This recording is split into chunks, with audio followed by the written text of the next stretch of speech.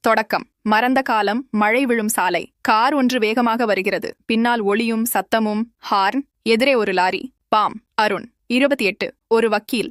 ஆஸ்பத்திரியில் விழிக்கிறார். டாக்டர், நீங்க யாருன்னு நினைவு இருக்கா? அருண். நான் யாருன்னு தெரியல, ஆனா ஒரு முகம்தான் மனசுல ரெம்ப அவன் நினைவில் அவளது முகம் மட்டும்.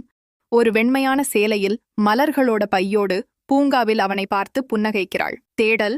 மர்மத்தின் பாதை. அருண் வெளியே வந்து அதே முகத்தை கண்டுபிடிக்க ஆரம்பிக்கிறான். பூங்காக்கள், மருத்துவமனைகள், பழைய வீட்டு கணக்குகள், ஒரு பழைய எழுத்து. அவளது பெயர் தேவிகா. அவள் புகைப்படம். அதே முகம். ஆனா அதன் கீழ்நாள் மரணம். அருண் அதிர்ச்சி. இது 2025. நான் எப்படி? தேவிகா என்கிற பெண் ஒரு மனநல மையத்தில் இருந்துள்ளார்.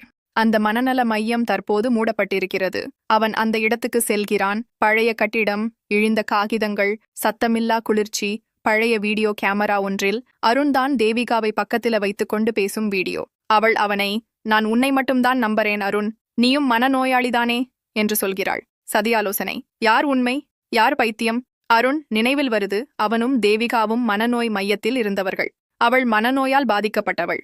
ஆனா அவள் சொன்னது உண்மைதானா?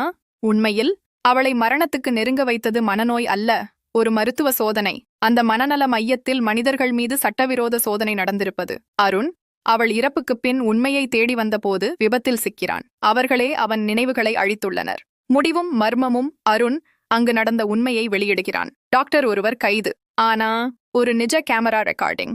அவனை அருண்னு அழைத்த பெண் தேவிகா இல்ல. அவள்தான் உண்மையிலே ஒரு டாக்டர். அவனும் ஒரு மர்மமான கில்லி. கேஸ் 41.